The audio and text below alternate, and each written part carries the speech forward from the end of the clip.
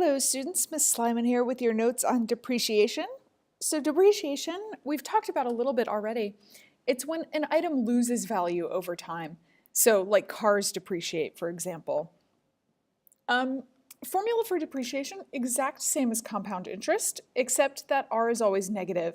And almost always we talk about things depreciating annually. So again, our K value that's normally here is not written here because it's 1. So we assume that we've got n times 1, which is just n 100 times 1. So K value is also equal to 1. Okay. PA, this means per annum, which is just a fancy way of saying annually. I don't know what's going on there. All right. So find the future value of a truck. So find the future value. FV, we don't know.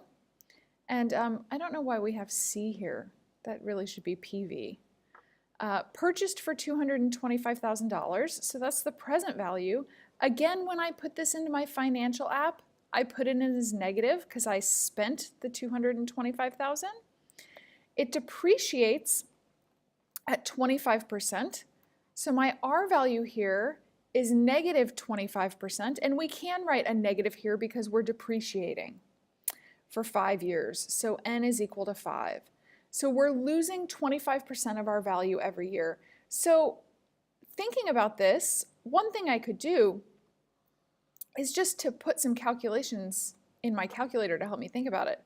So 22500, if I'm losing, sorry, 0, if I'm losing 25% every year, that means it's worth 75% of its value.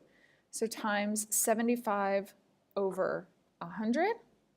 So that's our first year. Again, times 75 over 100 is our second year. If I repeat that, third year, fourth year, fifth year. So hopefully my finance app is going to tell me that my truck, which was originally worth $225,000, is now only worth $53,000. So let's try it. Apps, finance, TVM solver.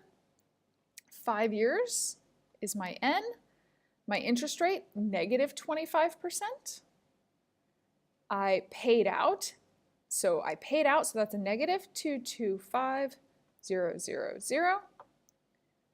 Future value is what I don't know. I'm going to put in 0, and then I'm going to calculate it. And in the end, same thing that we got before, 53,393.